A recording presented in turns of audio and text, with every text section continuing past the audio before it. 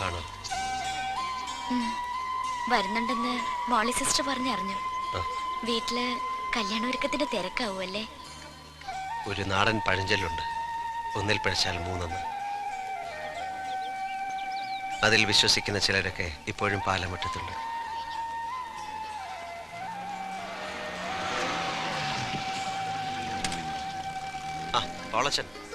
സണ്ണിച്ചാനെപ്പോ വന്നു?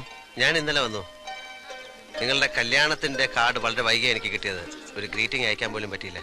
സണ്ണിച്ചാൻ ഞങ്ങൾക്ക് വേണ്ടി പ്രാർത്ഥിച്ചാൽ മതി. പിന്നെന്താ, പോട്ടെ. ശരി.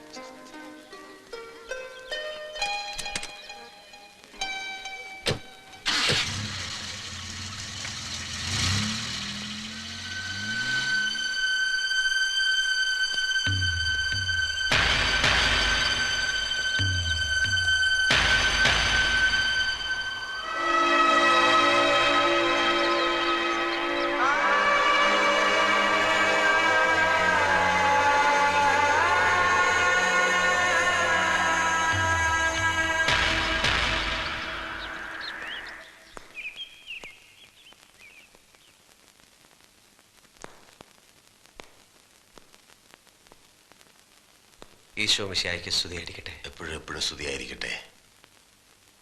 ഞാൻ പാലാമറ്റത്തെ ഇട്ടിച്ചൻ്റെ മകൻ സണ്ണി. നീ വന്നു എന്നറിഞ്ഞു. അച്ഛൻ വീണ്ടും ഇവിടെ വന്നു എന്ന് അമ്മച്ചി പറഞ്ഞു. പല പല അസുഖം കൊണ്ട് ശരീരം വഴങ്ങാതായപ്പോൾ ഇവിടെ തന്നെ വരണമെന്ന് തോന്നി. ഇനിയുള്ള കാലം ഇവിടെ കഴിയണം, ഇവിടെ തന്നെ അവസാനിക്കണം. ഞാൻ ഇങ്ങോട്ട് വരുന്ന വഴി സെമിത്തേരി കയറി. തെമ്മാടി പറമ്പ് മുഴുവൻ കാട് പിടിച്ചു കിടക്കുന്നു. അന്നത്തെ തിരക്കിനിടയിൽ ഞാനും അച്ഛനും മറന്നു. ഒരു കല്ലോ മരമോ എടുത്തു വെക്കാമായിരുന്നു അടയാളത്തിന്. ഞാൻ വരട്ടെ.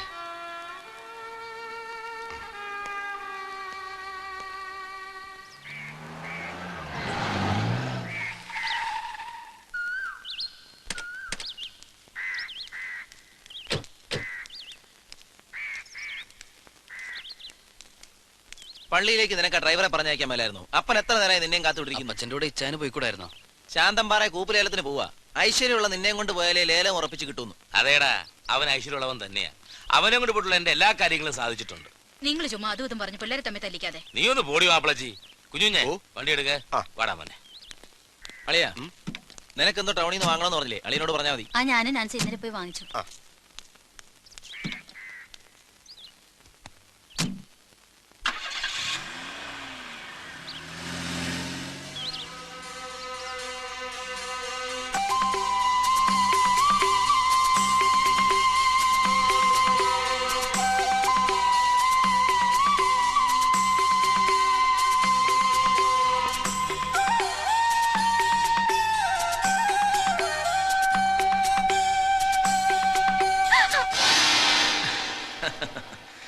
നാൻസി എന്താ സ്വപ്നം കാണുക? പഴയ കാമുകം വന്നതറിഞ്ഞ പിന്നെ സ്വപ്നം കാണലും ഒരു ഉച്ച മയക്കമൊക്കെ. അങ്ങനെ പോവാതെ അവനെ മാത്രം ഓർത്താ പോരല്ലോ.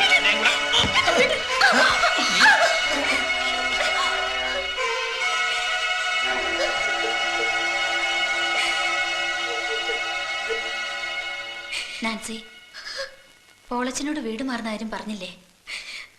പറഞ്ഞു, പലവട്ടം. ഈ കാര്യം ഞാൻ എങ്ങനെ പറയും ചേച്ചി?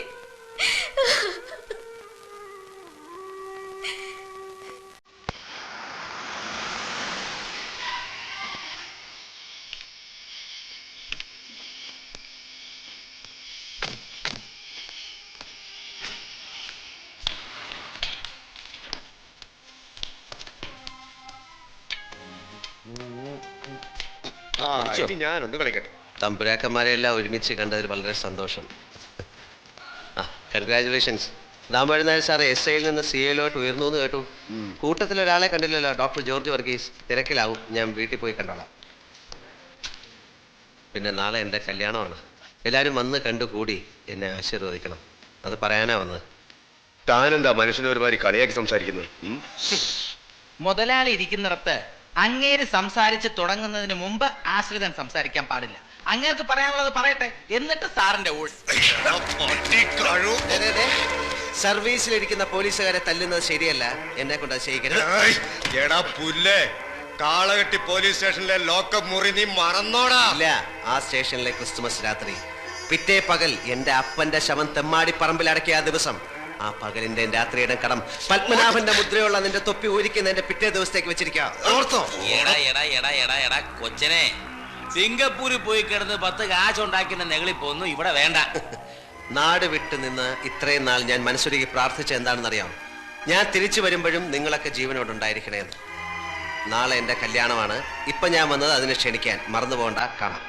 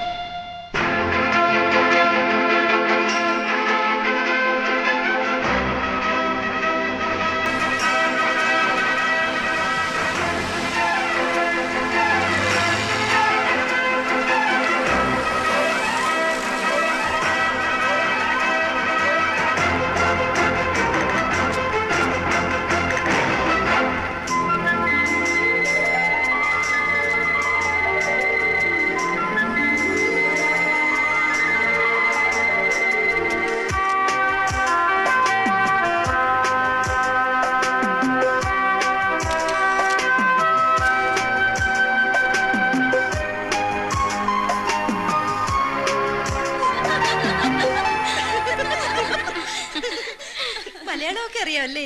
ഇര കൂത്ത്. പിന്നെ ഈ വർത്താനം പറഞ്ഞൊക്കെ എന്താ അറിവില്ല? പോയേച്ചി, സിംഗപ്പൂരിൽ ജനിച്ചു വളർന്നെന്ന് പറഞ്ഞപ്പോ ഞാൻ കരുതി അമ്മച്ചി ഇംഗ്ലീഷ് പഠിപ്പിക്കാൻ ട്യൂഷൻ ടീച്ചറെ വെക്കണമെന്ന് പറഞ്ഞ് പൈലിച്ചാൻ എന്തൊരു കളിയാക്കായിരുന്നു. എന്റെ പിള്ളേരെ, ആ കൊച്ചിത്തിരി കാറ്റു കൊള്ളട്ടെ. ഓ, ഈ അമ്മച്ചിക്ക് പുത്ത മരുമകൾ വന്നപ്പോ ഞങ്ങള് മക്കളെ ഒന്നും വേണ്ട. അതേടി, എനിക്കിനി നിന്റെ ഒന്നും ഓരോ ഓശാരവും വേണ്ട. മോള് വാ.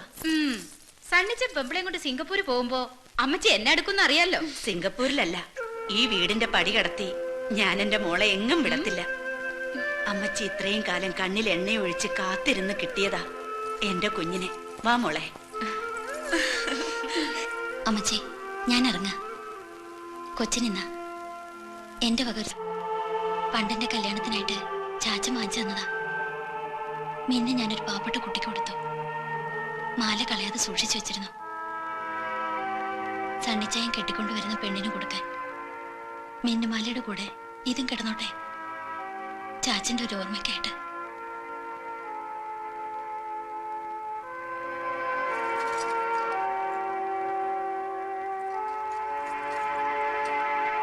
സണ്ണിച്ചായ, നാളെ കാലത്ത് രണ്ടാളും കൂടി പോയി ചാച്ചനെ കുഴിമാടത്തി പ്രാർത്ഥിക്കണം.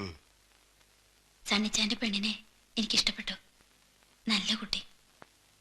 കർത്താവ് എല്ലാം നന്നായി വരുത്തും. ഞാൻ വരട്ടെ.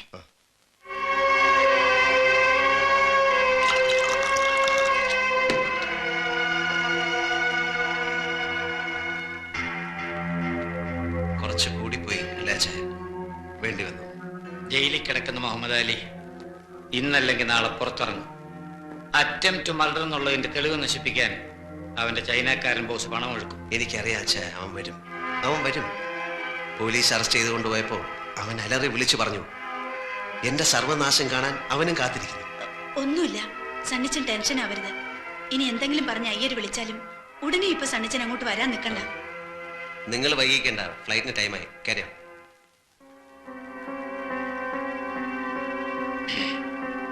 ഇനി ആരോടും യാത്ര പറയാൻ നിൽക്കുന്നില്ല. വരട്ടെ.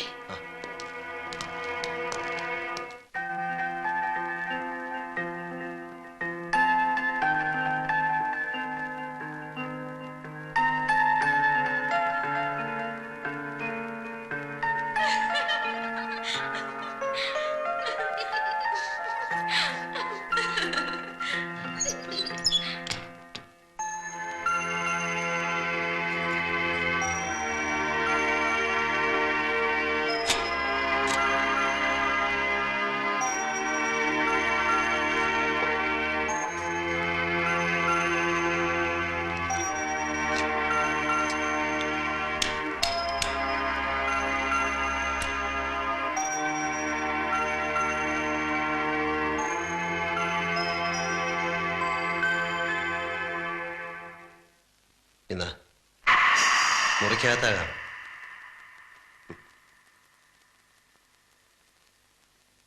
ഒരു കുടുംബ ജീവിതം തുടങ്ങാൻ പോവുകയാണ്.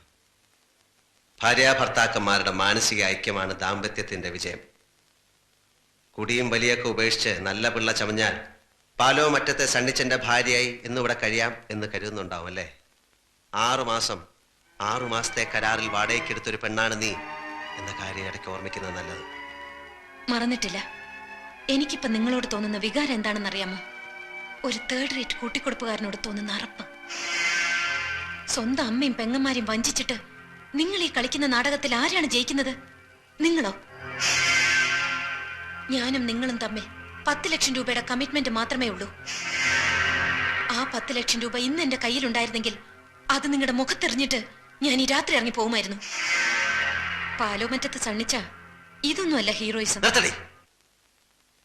5 ലക്ഷം രൂപ പ്രതിഫലം വാങ്ങിച്ച് യാതൊരു മുൻ പരിചയമില്ലാത്ത എന്നെ കുത്തുപാളയെടുപ്പിക്കാൻ വേഷം കെട്ടി പുറപ്പെട്ടപ്പോ എവിടെയായിരുന്നു നിന്റെ ആദർശവും ഫിലോസഫിയും? അതിന് വിശുദ്ധമായ ഒരു മറുപടി എനിക്കുണ്ടായിരുന്നു. വിശക്കുന്ന 4 വയറുകൾ, എന്റെ അനുജത്തിയുടെ ചാരിത്രം. ഏത് കോടതിയും എനിക്കതിന് മാപ്പ് തരും? നിങ്ങൾ ഈ കളിക്കുന്ന വഞ്ചനയ്ക്ക് എന്ത് ന്യായീകരണമാണുള്ളത്? എനിക്ക് ജയിക്കണം. എന്നെ തോൽപ്പിച്ചവരെ എനിക്ക് തോൽപ്പിക്കണം.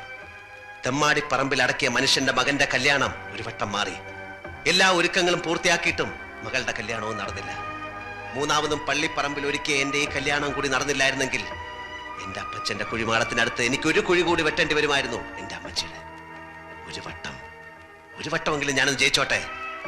ആദർശത്തിന്റെ ത്രില്ലിൽ ഇവിടെ നീ എന്നെ ഒറ്റിക്കൊടുക്കാൻ ശ്രമിച്ചാൽ കൊന്ന് കുഴിച്ചു മൂടും നിന്നെ ഞാൻ. ഇല്ല, ഒറ്റിക്കൊടുക്കില്ല. മരിക്കാനുള്ള ഭയം കൊണ്ടല്ല, നിങ്ങളുടെ വിജയങ്ങൾ കാണാൻ.